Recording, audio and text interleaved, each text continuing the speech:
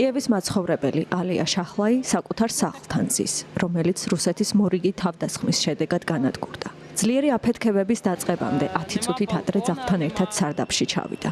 იქიდან ამოსულს კი სახლი აღარ დახვდა. აფეთქებების ძლიერი ხმა ისმოდა, ყველანი თავშესაფარში ვიყავით, რადგან სახლში დარჩენა თვითმკვლელობის ტოლფასი იქნებოდა. სულ რაღაც 10 წუთით ადრე ჩავედით თავშესაფარში და სწორედ ამ დროს მოხდა აფეთქება. შუქით ჩაქრა. ხალხი პანიკაში ჩავარდა. ჩემი სახლიდან აღარაფერი დარჩა. გონია რომ ხალხს უბრალოდ მშვიდობა სურს. უნდათ რომ თავიანთ სახლებში ცხოვრობდნენ, დილით მშვიდად იღვიძებდნენ, რომ აღარ ნერვიულობდნენ იმას, რომ ხვალ შეიძლება აღარაფერი გააჩნდეთ. რუსეთის მიერ გუშინ ღამით განხორციელებული მორიგი მასირებული სარაკეტო იერიშის მთავარი სამიზნე კიევი იყო. თუმცა უკრაინის პრეზიდენტის ვოლოდიმირ ზელენსკის განცხადებით თავდასხმის შედეგად ასევე დაზარალდა დნიპროს, სუმის, ხარკივის, ჩერნიჰივის და კიევის ოლქებიც. უკრაინის მერის ვიტალი კლიჩკოს განცხადებით თავდასხმის შედეგად სულ მცირე 23 ადამიანი დაშავდა, 14 კი საავადმყოფოში გადაიყვანეს. ასევე ვრცელდება ცნობები ერთი გარდაცვლილის შესახებაც.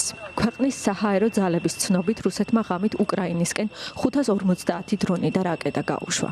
უკრაინის საჰაერო თავდაცვის ძალებმა 270 სამიზნე ჩამოაგდეს, მათ შორის 2 ფრთოსანი რაკეტა. კიდევ 208 დრონი კი რადიოელექტრონული ბრძოლის სისტემით გაანეიტრალეს.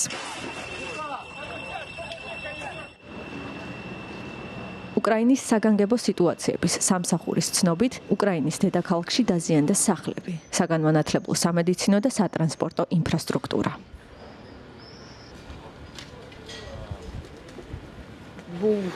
თავიდან არც ისე ძლიერი აფეთქებები იყო, თუმცა შემდეგ გააქტიურდა. გავიგე თუ როგორ დაიმსხვრა ყველაფერი. შემდეგ ქვევით ჩავედი და დავინახე, რომ ყველაფერი იწვოდა. ხალხი მის ჩაქრობას ცდილობდა, თუმცა ამაოდ. რუსეთის თავდასხმა გუშინ ამერიკის შეერთებული შტატების პრეზიდენტ დონალდ ტრამპსა და რუსეთის პრეზიდენტ ვლადიმერ პუტინს შორის სატელეფონო საუბრის შემდეგ მოხდა. ეს იყო სასტიკი, უძილო ღამე, სწორედ ასე აღწერა უკრაინის პრეზიდენტმა ვოლოდიმირ ზელენსკიმ რუსეთის მორიგი თავდასხმა უკრაინაზე.